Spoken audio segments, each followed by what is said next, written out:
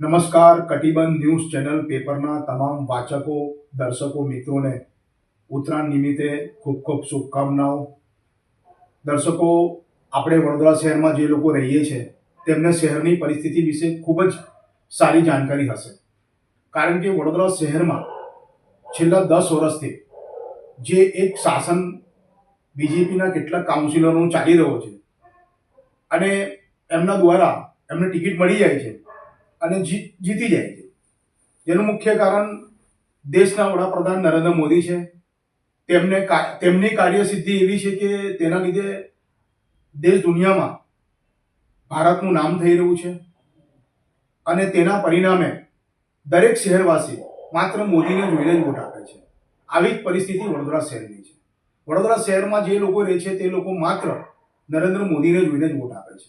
પરંતુ તેનો પરિણામ એવો થઈ રહ્યો છે કે જે કાઉન્સિલરો ચૂંટાઈને આવી રહ્યા છે, જે લોકો પહેલા પણ ઇલેક્શનમાં જ્યારે ઊભા રહે છે ત્યારે પણ કોઈના પાસે મળવા નથી આવતા, જનતાને મળતા નથી, એમની સમસ્યાઓ જોતા નથી. કારણ કે એમને ખબર છે અમને ટિકિટ મળી છે, અમને લોટરી લાગી ગઈ છે, મોદીના નામે, ભાજપના નામે એમ ચૂંટાઈ જવાના છે. આ જોઈને એ લોકો કોઈ કામ કરતા નથી અને ચૂંટાયા પછી એ લોકો ક્યારે દેખાતા નથી, ચૂંટાવતા પહેલા પણ નથી દેખાતા. તેના પરિણામે આવી પરિસ્થિતિ વડોદરા શહેરની થઈ ગઈ છે કે હવે કોઈ પણ કામ રોડનું હોય, ડ્રેનેજનું હોય, વરસાદી કાંસનું હોય, પેવર બ્લોકનું હોય, કાચા પાક્કાના કામો હોય, દરેક કામમાં જે તે વોર્ડમાં 1 થી 19 વોર્ડ વડોદરા શહેરના છે, એમાં જે તે વોર્ડના એન્જિનિયરો, અધિકારીઓ, કર્મચારીઓ દરેક કોન્ટ્રાક્ટર સાથે મળેલા છે. તેમના વિસ્તારમાં જે કંઈ કામગીરી ચાલે છે તો સૌથી પહેલા એ કામગીરીમાં શું થાય છે કે પહેલા તો એ લોકો અગર રોડ બનાવવાની કામગીરી છે વોર્ડમાંથી તો પેલા રોડ બનાવી દે છે. ત્યારબાદ એમને ખ્યાલ આવે છે કે હવે ડ્રેનેજની કામગીરી બાકી છે, વરસાદની કામગીરી બાકી છે, તો એ લોકો રોડ ખોદી નાખે છે. એટલે જે રોડ બને છે, જેનો બિલ મંજૂર થઈ જાય છે, કોન્ટ્રાક્ટરને મળી જાય છે, અધિકારીને મળી જાય છે અને સ્થાનિક કાઉન્સિલરને મળી જાય છે. ત્યારબાદ એ રોડ ફરીથી ખોદવામાં આવે છે કારણ કે એમાં ડ્રેનેજ લાઇનની કામગીરી બાકી રહી ગઈ છે. કારણ પાછળથી યાદ આવ્યું છે. આટલા હોશિયાર, જાણકાર, ભણેલા ગણેલા એન્જિનિયરો જે કાઉન્સિલરો સાથે મળીને, નેતાઓ સાથે મળીને, અધિકારીઓ સાથે મળીને આવા ધંધા કરે છે કે વડોદરા શહેરનો વિકાસ થાય જ નહીં. દરેક વ્યક્તિને જે વડોદરામાં રહે છે તે અમદાવાદ પણ જતા હશે, સુરત પણ જતા હશે. તેમને ખ્યાલ હશે કે સુરત ને અમદાવાદની સામે વડોદરાની પરિસ્થિતિ કેટલી ગંભીર થઈ ગઈ.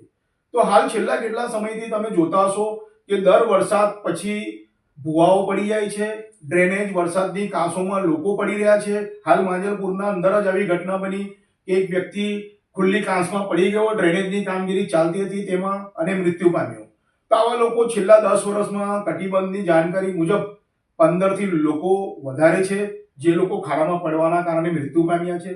પણ તેમના પરિવારને કે તેમના કોઈ પણ વ્યક્તિને કોઈ પણ વળતર નથી મળ્યું. જે તે સમયના કાઉન્સિલરો હતા તે પણ એમના માટે મદદમાં નહીં આવ્યા અને મ્યુનિસિપલ કમિશનર પણ મદદમાં નહીં આવ્યા. હાલના મ્યુનિસિપલ કમિશનર અરુણ મહેશ બાબુ, જેમની કામગીરી દેખાડવા પૂરતી સારી છે પરંતુ હકીકતમાં નથી, તેમને આ કામગીરીની અંદર તાત્કાલિક ધોરણે વળતર આપવું જોઈતું હતું પરંતુ વળતર નહીં આપ્યું.